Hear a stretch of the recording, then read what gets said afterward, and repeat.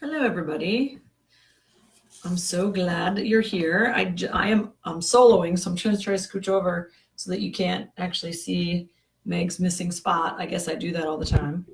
I also just figured out we've been struggling with our audio quality, and I just figured out that when apparently Facebook Live defaults to the internal microphone instead of the giant microphone I have sitting right here.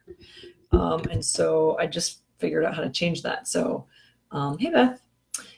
So I figured out how to change that. So hopefully the audio is better this time. So thank you for your patience on that. It is so good to be here. I'm thrilled to talk to you. This week's topic is Fixer Burnout. And a lot of us are fixers here. So this probably sounds very familiar to some of you, or will once we kind of talk about it a little bit. You know, we've actually talked about having our second book be about Fixer Burnout because it's one of those sort of things we see all the time for people, especially people that just want to make the world better, and they end up throwing themselves at a problem over and over and over again until they just cannot deal with it anymore. Excuse me. Got a little excited there for a minute. The other fun thing that happened for me this weekend, I was at a conference called Fireside, and it is a startup investor weekend conference, Thursday night through Sunday morning.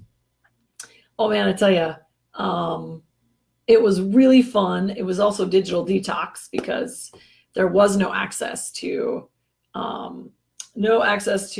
cell phone. I guess there was a Wi-Fi like building, but I just stayed away. I had prepped everybody that I wasn't going to be available. So, and it was really great fun and really amazing people there. I have a ton of follow-up I'm doing because I just really loved what was going on there. And, you know, really what they do is so much like what we do, in the sense of there's a lot of startups that, you know, they're creating these amazing things that fill needs for people and solve problems and make the world a better place. But a lot of times I run into not like the clientele is like, well, yeah, we want that, but that seems hard. And so we don't really want it. Or for those of us who are coaches and consultants in that world, or actually even internal change makers, you know, we know that things have to change. We're helping people make the change, but at the same time, the people are resisting the change. And so how do we help overcome that? And so when I was speaking to a lot of these people at this event, it was like what I was talking about was magic. And I think the reason why culture types and the IX framework feels magic to a lot of people is because I think for people, especially at this conference where there's a lot of IT people, they have sort of systems thinking, right? So they see soup to nuts, end to end. This is how these pieces will work together. But they don't really, but humans are messy and humans don't act logically, and humans have lots of other things going on that are inexplicable to a lot of people that just don't know them, and so, or don't understand them.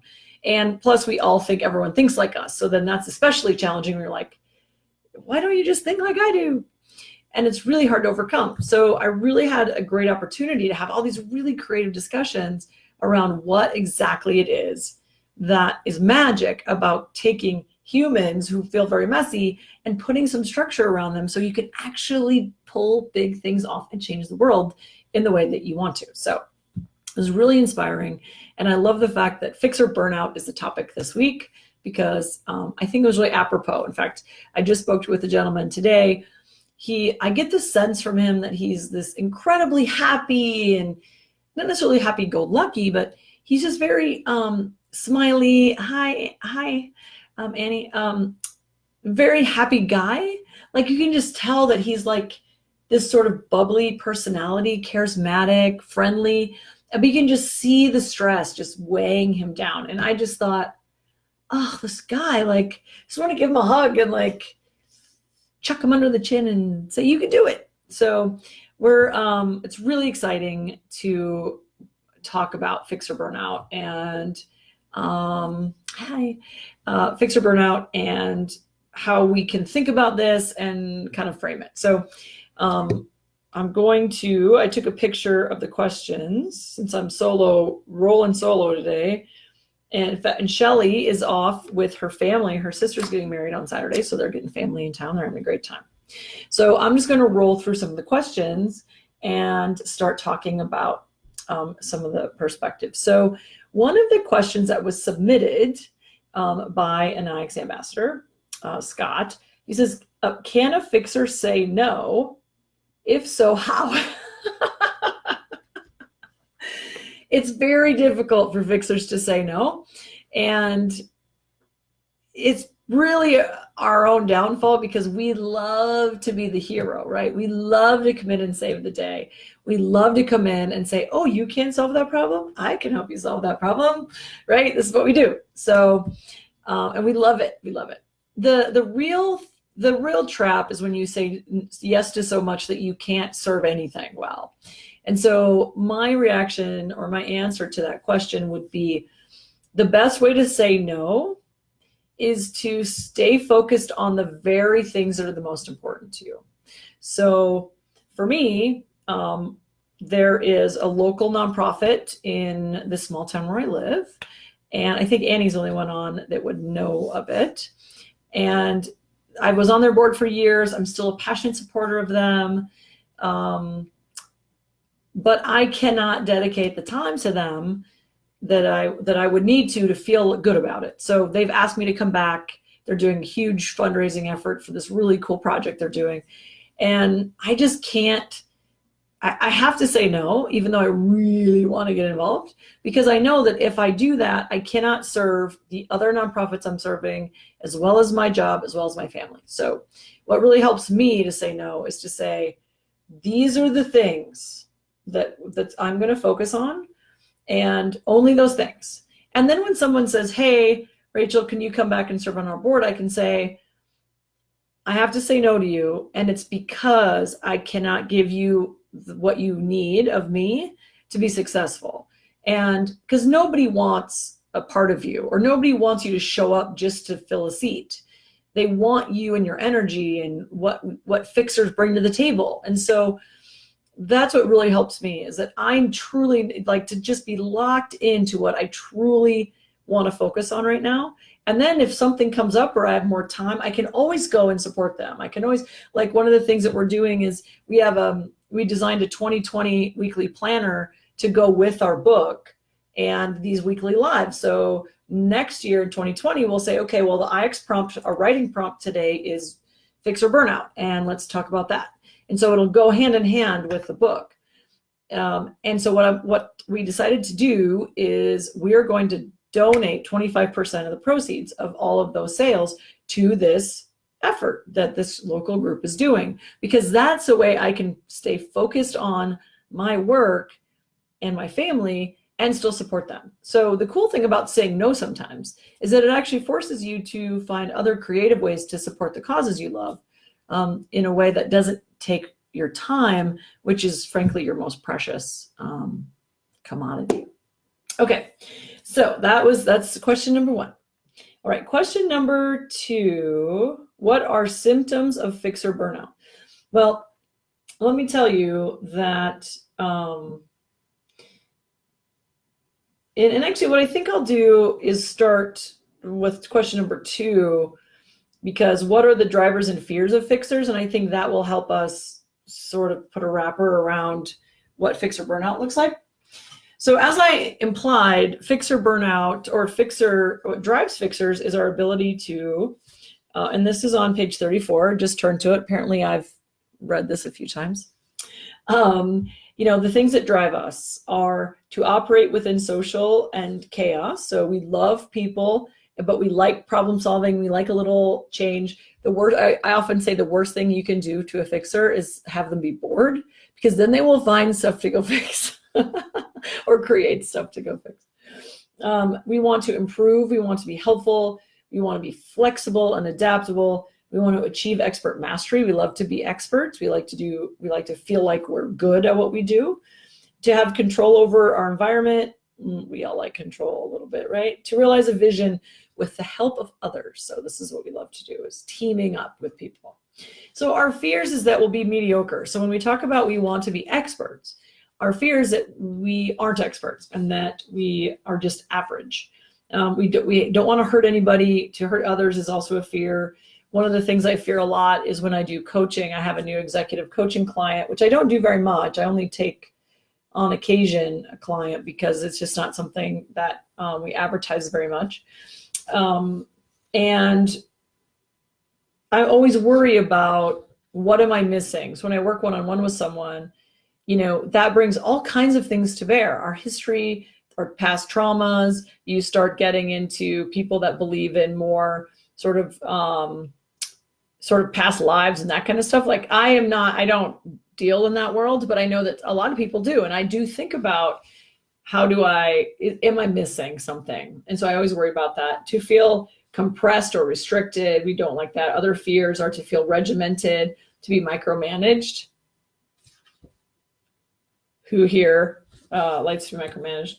To be perceived as ineffectual or weak, and then to create unintended negative consequences. So when we go help somebody or try to help somebody, the last thing we want to do is accidentally hurt them or accidentally do something that isn't to the best good of people. So that's kind of our drivers and our fears. We love people and we love chaos. So the fixer burnout piece, you can drive a fixer crazy a couple ways. One is to keep them regimented or micromanaged or somehow constrained, right? That's frustrating, no doubt. The other frustration for fixers is to isolate them. How do we figure out how to work together? Some fixers are isolated by position, but that gives them more authority to actually help people. What I mean is when we isolate people, to not allow them to help people or to have an independent project, or for instance, me, who today I have nobody in the office and I go a little crazy. And so that I can manage that over a day or two, but I literally kept trying to call Meg because I had a story to tell her. And we kept losing signal because she's driving back from a client engagement. And I didn't care. I kept trying to call. Instead of thinking, I'll just talk. She's like, why don't we just talk later? Like, I don't want to. I want to talk now. So I get a little crazy when I don't get enough connection. And that's another way to drive a fixer crazy. But fixer burnout is a specific thing that we've talked about where let's say that we see I think everyone on here is a fixer. So let's say everyone in here is a fixer and we see a problem and we want to solve that problem and we work really hard to solve that problem, but there's something that's preventing that from working, whether often it's leadership, maybe structure of the organization, maybe it's other people involved, maybe you don't have the authority. And so this is really frustrating. And so what happens is a lot of times we try to fix and we try to fix and we try to fix and we try to fix the same problem for a long time and we can't actually seem to fix it. This really creates a lot of stress for us. And it's so hard to watch. I was just talking to a new client earlier today, and he is this personified fixer burnout. He is stressed. I can just see it on his face. I can see it in his posture and everything. He's so stressed, and you can just hear it in his voice. And he needs to do something different. This is his company. So, but you can just see that it's just not going the way he needs it to go. And he's tried everything. This is another aspect of fixer burnout where we've tried this. Okay, we tried this. Okay, we tried this. Okay, we tried this. We bring in somebody, or we take that person, or we try this, or we mix up something, and nothing works, and people are still unhappy, or at the end of the day, we're not being effective. So not being effective is very hard on us. So when we talk about the symptoms of fixer burnout, it's frankly, everyone else can see it sooner, just like a lot of other things that we do. Symptoms for yourself to self-reflect are not feeling energized about things that you should feel energized about, what would normally energize you, dreading going to work, because frankly, fixers, if in a good role for a fixer, we don't mind work. I mean, because if we're in a good role for us, that means that there's always challenges, there's always things to do, there's people to help. And so oftentimes, even if work is hard, of course, work is always hard, we feel like we're empowered to tackle the right challenges. So you're not excited about going into the job, into your office, into the job. You literally spend every waking minute trying to solve a problem that you can't solve. And you have no new ideas. You can't seem to come up with anything. You've tried everything you can think of. And frankly, you are just exhausted. And what often you feel like is that you are not being used, your intellect, your energy is not being used to the maximum potential. Like you feel like you're leashed in or like restrained. And so one of the things I love is when you use culture types and you figure out who is on your team doing what. My favorite way to think of it is unleashing your team, right? Because it's like, I've been in the situation where I felt like people are holding me back. Like, I want to go help. I want to go do more. And I couldn't get away. And so it's like they're holding you back. Like they've got big hooks in the back of your body and the back of your clothes, and they're holding you back and you just want to run forward. And it's almost like taking that leash away or unhooking from you and letting you run. That's what it feels like when you're doing the things that you love, when you can really lean into being a fixer and do all that stuff. When you're being held back, you feel like you're just constantly frustrated that you can't do the things you need to do. And so that's super frustrating when it's a short timeline, but if it happens over a long period of time, and we're fixers, so we're more likely to stay and try to fix it longer than we should. And then it just turns into fixer burnout. And often what happens as a result of fixer burnout is you leave because bye. Like you just can't stand to be in the room anymore. So fixer burnout is a real thing. And we see it happen a lot. I think we see it happen. We see people go from like this super optimistic, excited, dynamic to kind of jaded and skeptical and unhappy. And that's fixer burnout, because you know that if you took them out of that role or that place and you plugged them into another role or another place, they would be that vivacious, excited, powerful person. And I don't mean as an extrovert, I mean leaning into what they really love and dig into. So that's fixer burnout and what it looks like, and something to be aware of. And when you look across at your colleagues, something to be aware of. I see Annie's on, and she is a newly elected official in her town. I forget what role. Sorry, Annie, I forget what role you just got elected to. But I've seen it in elected officials too, especially at the local level, where you have all these big ideas and you want to make all these changes and you want to help people, and then you get into the system, and the system is designed for stasis, and it's very difficult to convince your other council members or other board members and the city and all the people you have to convince that you should do the things that you have signed up to do.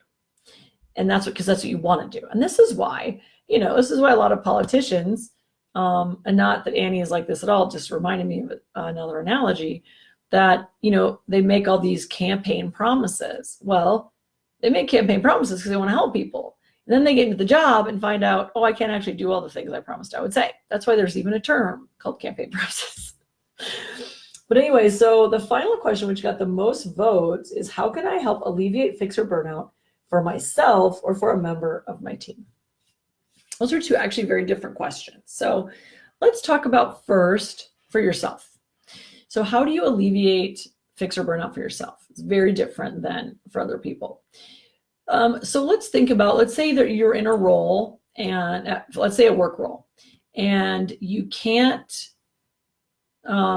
change the way you need to. You can't work with clients the way you need to, or maybe you feel stuck, or maybe you feel like that leashed in, that someone's holding you back. Well, there are other ways to do it. So for me, what I did when I felt that way at a job is I found other ways to express my fixeriness. So I was a big brother, big sister, and I was a big brother, big sister to a teenage kid, because most people want to be a big brother and big sister to like a 7-year-old kid. And so I took on a 14-year-old kid, and that made me feel really good. We could hang out, we could go do stuff. So what happened with me is I was able to express my need to help people in a way outside the office. And I think that's really a powerful thing to realize, is that you get to choose how you can actually lean into your fixer in ways outside of work. So sometimes you have to quit your job if you really feel like that you're being restrained and that you can do so much better, you could give so much more, and they're not willing to help you, or they're not allowing you to be that fixer. And there's a lot of reasons that might happen, because of course you have fixers around. If you're a fixer, you can be constrained in a lot of ways. You can be constrained, like I mentioned, by being isolated and working on individual projects, which you don't really love. You can be isolated by role. You can be forced into a job that requires too much structure, or not forced into a job, I don't mean that, but you take a job that has more structure than you want, and that makes you feel constrained because you can't be creative. And so there's a million reasons why a fixer can feel a little bit mismatched to their actual day-to-day job. But again, you have the opportunity and the authority to decide how you use your personal time. And so that's how you can really express your fixer if you don't feel like you're getting that at work. So whether that's, volunteering at the, at the Humane Society, or I see April's on, maybe volunteering down at the fish hatchery, or what have you. So there's lots of ways that you can get your fixer on outside the office. Now, if we're talking about people on your team or in your work group or in your organization, how do we prevent or help fixer burnout for those people? Well, that's a different challenge, because then you're constrained to how do you help them at work, right? Because you're not going to say, well, too bad, I don't care, you're miserable here, go do something fun in your off hours, right? So the thing about, if you have a fixer burnout situation going on in your team, a couple things. One is figure out if you can help. So one example is, let's say that you have a fixer and they're working to solve a problem, and they keep running into problems over and over and over again. Well, maybe if you put your two heads together, you can figure out another way to try. Because a lot of times when you try things for long enough, you kind of get stuck in, like, you don't really get new ideas. So sometimes it's great to collaborate, and fixers love to collaborate on what are some creative ideas, or what are some different ideas about how you actually can pull something off. So sometimes it's just letting them, supporting them with ideas, and letting them whiteboard a little bit with somebody else, and maybe putting them in that perfect storm for a fixer, which is a bunch of humans in a room trying to solve a problem. Perhaps they need to be reassigned, or maybe their role can be modified so they do more chaotic things, or maybe you give them projects that perhaps are smaller than their big role, that allows them to express that need for a little bit more chaos. And so there's lots of ways you can do it, whether it's actually taking them out of a role and putting them in a different kind of role, or perhaps it's, like I said, assigning them smaller tasks. They stay in their job, but maybe they get assigned to be on the blah blah committee, and that means that they get some kind of chaos or difference in their day. They get to see different people, they get to talk about different problems, they get to bring a different part of their brain to bear. So that is how you help fixers in your work environment either prevent or recover from fixer burnout. So I think that was our last question of the day. Man, this stuff goes so much faster when I can just do all the talking and Meg doesn't get to say anything. But it was really cool last week. Was it last week? 2 weeks ago, we took the day off. And so to do our corporate retreat. So it was really a thrill that that was the first day we had missed. And so I guess the other thing I would probably get scolded by is I didn't do any announcements when I started. I always forget that. I always want to get it right in. So quickly, announcements. We have some professional development opportunities coming up. I'm teaching project management all next week in Rapid City. So not too late to jump in on that if you want to put a couple days into some project management training. The really exciting thing is we have the Accountability Summit in Sioux Falls. So we're partnering up with Maggie Owens over there. She's a traction coach and lots of other things.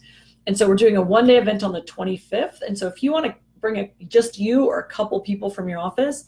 It is going to be a fun day. It's like 8 to 3, and then we're in a wine bar, so we're going to end at happy hour.